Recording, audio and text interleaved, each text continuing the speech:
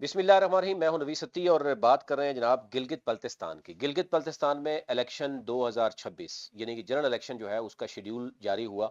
उसके बाद तकरीबन अभी तक जो शेड्यूल में चेंजिंग आई हैं या जो चीज़ें आई हैं वो भी आपके सामने रखते हैं।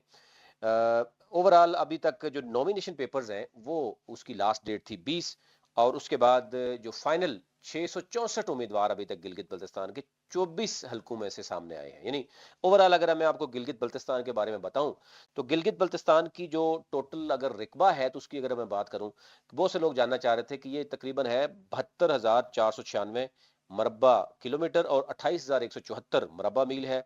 गिलगित बल्तिस्तान एक यानी जो वज़ीर-ए-आला वहां पर होते हैं यानी एक सूबे की तर्ज पे है, और 3 डिवीजन हैं उसके, 10 डिस्ट्रिक्ट्स हैं, और उसका जो इलेक्शन कमीशन है वो अलग से है उसका, यानी पाकिस्तान के इलेक्शन कमीशन से कोई ताल्लुक नहीं है। उसके जो इलेक्शन होते हैं वो कैसे होते हैं, सिमिलर है या कोई डिफरेंस है, वो भी आपके सामने रखेंगे। और ओवरऑल 24 कंस्टिट्यूएंसीज हैं गिलगित बल्तिस्तान की। और मैं अगर ओवरऑल बताऊं, अभी जो मेरे पास डाटा आया है यानी 664 लोगों ने अभी तक टोटल अप्लाई किया।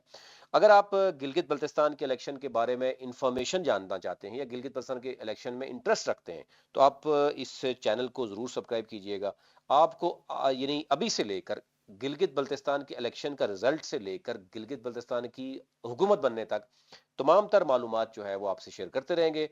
हमारी टीम जो इलेक्शन को ऑब्जर्व कर रही है उसकी रिपोर्ट भी आप तक आएगी।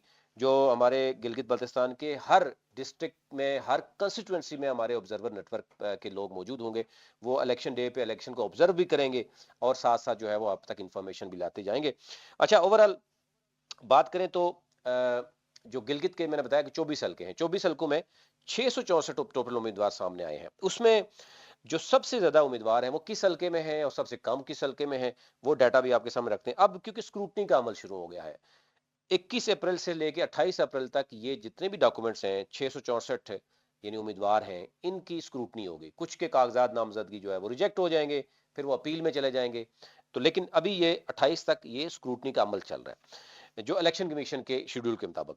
अच्छा, एवरेज अगर मैं देखूं कि टोटल जो 24 हल्के हैं उसमें 664 लोगों ने अप्लाई किया, ये अगर 20,000 पर कंस्टिट्यूएंसी यानी पर उम्मीदवार से लिए गए, अगर एक उम्मीदवार ने 3-4 जगहों से अप्लाई किया तो इट मींस कि 20-20 हजार रुपया उसने हर जगह पे दिया। तो इलेक्शन कमीशन ने यानी 664 जो मेरे पास उम्मीदवार हैं उनसे 20-20 हजार रुपया लिया, तो 1,32,80,000 के करीब इलेक्शन कमीशन ने ये फीस भी जनाब उम्मीदवारों से ली है।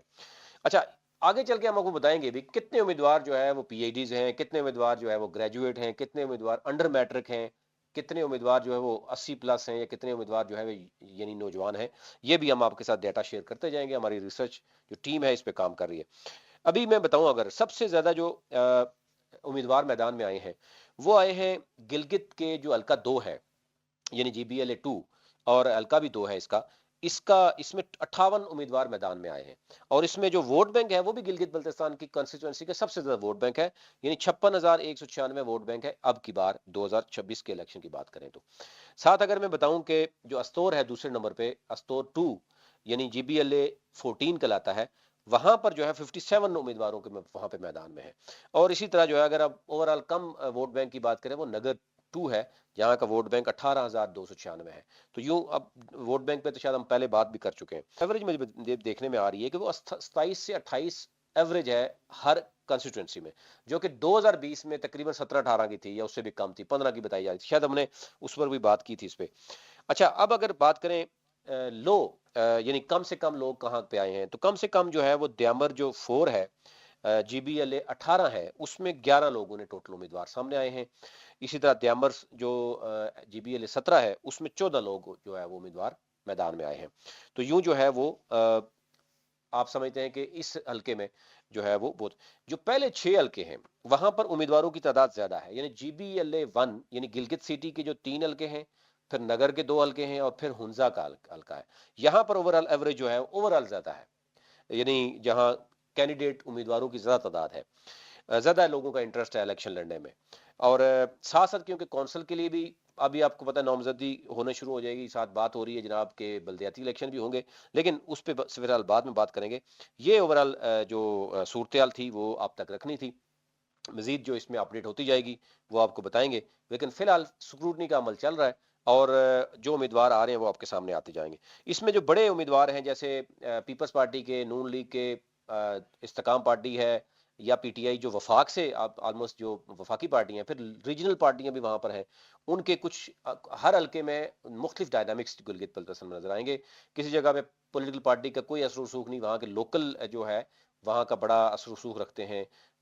जो इवन आप देखेंगे बल्तिस्तान में, तो वहाँ पर जो है बड़ा प्रेशर है पीपल्स पार्टी नून लीग पे। वहाँ पर लोकल कुछ जो रिलीजियस स्कॉलर हैं उन्होंने फतवे भी जारी किए हैं, आप जानते हैं।